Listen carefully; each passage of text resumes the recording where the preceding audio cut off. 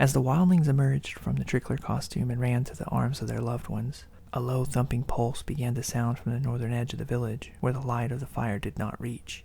It was slow and steady. Thump, thump, thump. The other drums and instruments in the heart of the village fell in time with it, creating a lulling rhythm, a sacred song. Next the reeds and flutes joined, adding a somber melody to the air, changing the mood in the gully. The dancing bodies stood still, and voices one by one fell in time with the music. Chanting unified the people, adding a soulful chorus to the music. It was time to honor those to be sent, and to pay homage to loved ones departed. The music descended through the gully, the ensemble leading the way north. A line of colorful bodies followed, still united in the woeful chorus. Sarah and I would need to follow suit. This night, my peers and I were to be honored. We were those to be sent. I moved for the procession. Sarah was about to tag along when Nisha caught her. "Sarah, would you be a darling and hang back to help me look after a few of the little ones?" she all but pleaded. Sarah looked back to me apologetically. "Sorry," she said, as if she expected disappointment. "Don't be," I responded with a smile. She smiled back, blue eyes sparkling through the magenta paint that encompassed them. I turned and made my way into the procession. The woeful chorus traveled the length of the crowd as we made our way down to the river. This night the Divide would honor those who would depart with the rising sun, that great journey to becoming known as the Eliot. The drums and woodwinds led the way through the night, fields lit with the light of the harvest moon. The sky was clear, and the air was cool and crisp. The moon was swollen and bright, still hanging slightly to the east. 2 torches held high in the front of the procession guided us through the night. The silvery landscape was crisp in the moonlight. The song of sending added a dreamlike quality, making the experience all the more surreal. The earth was cool beneath my feet, and the fog had begun to creep across the fields. I breathed deep of the cool night air. The lingering smells of summer mingled with those of early autumn. The chill, moist air somehow made the scents more vivid, more invigorating. I held it there for a moment, relishing a feeling of peace as the song of my people washed over me. My spirit in tune, I sang out as well, adding my voice to the song and feeling it resonate within me. At last we reached the waters of the Wellspring. The river was dark as the night, reflecting the light of the torches off its smooth, glittering surface. I touched the edge of the water with my toes and wished I hadn't. The waters were frigid, as always. One by one the others set to depart joined me at the water's edge. Ian and Jake arrived to my right.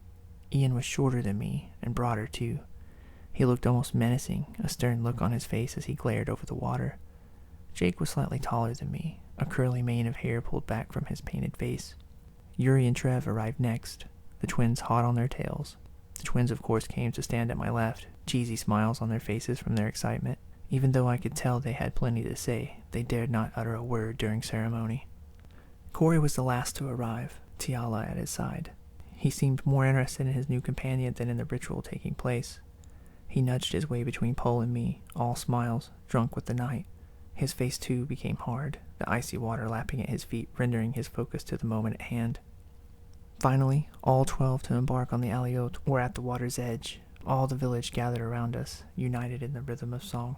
The music from the instruments reverberated from the rocky cliff face of the northern bank. The echo that returned added an eerie depth to the somber notes, as if the song of the Divide were being returned in time by those beyond. The thought of it made my hair stand on end, or perhaps it was just the chill of the night air reminding me of the brisk dip I would soon take. Suddenly, the music stopped. A delayed echo rippled back over the silence, and as it passed, those of us in line turned to follow it, facing the tribe. The torches gathered in the center of the wide semicircle formed around us. In line with my brothers, I stood rigid against the chill, letting my eyes wander over the faces of Reisenbow. Some stood with eyes closed, as if connected in their hearts.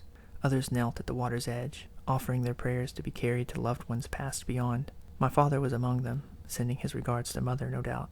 This was no act of woe, but a moment of reverence for those loved beyond life. Ancestors be praised, their spirits with us always.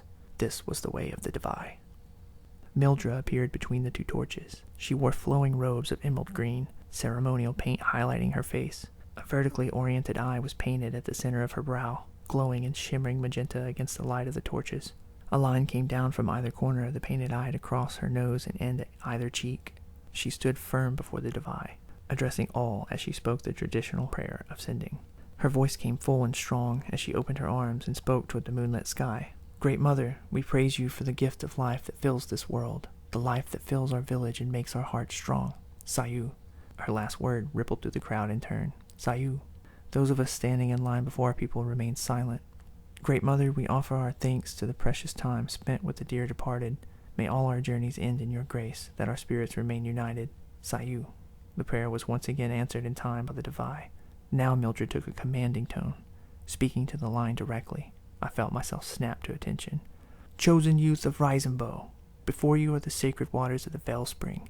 These waters have carried your ancestors to the afterlife for generations, flowing to the purge into the sea. With it are carried the prayers, the hopes and wishes of your people. May your dreams, your passions carry eternal in this flow, for you are the legacy of the Divine. She gestured to signal it was time for us to enter the water. At once the line moved into the icy water. It was indeed cold, but it didn't stop any of us in the slightest. I all but winced when the frigid water hit my groin. I turned to face Mildred and the Divine once more, wading against the tug of the frigid current. Be cleansed in it. Let the waters steel your hearts against the trials ahead. May it carry the prayers that bring you home to your people, no matter how far your journey. Sayu! Mildred cried out, her arms shooting up and over her head. Sayu! Came the cry of those gathered round, as the line to be sent plunged into the water.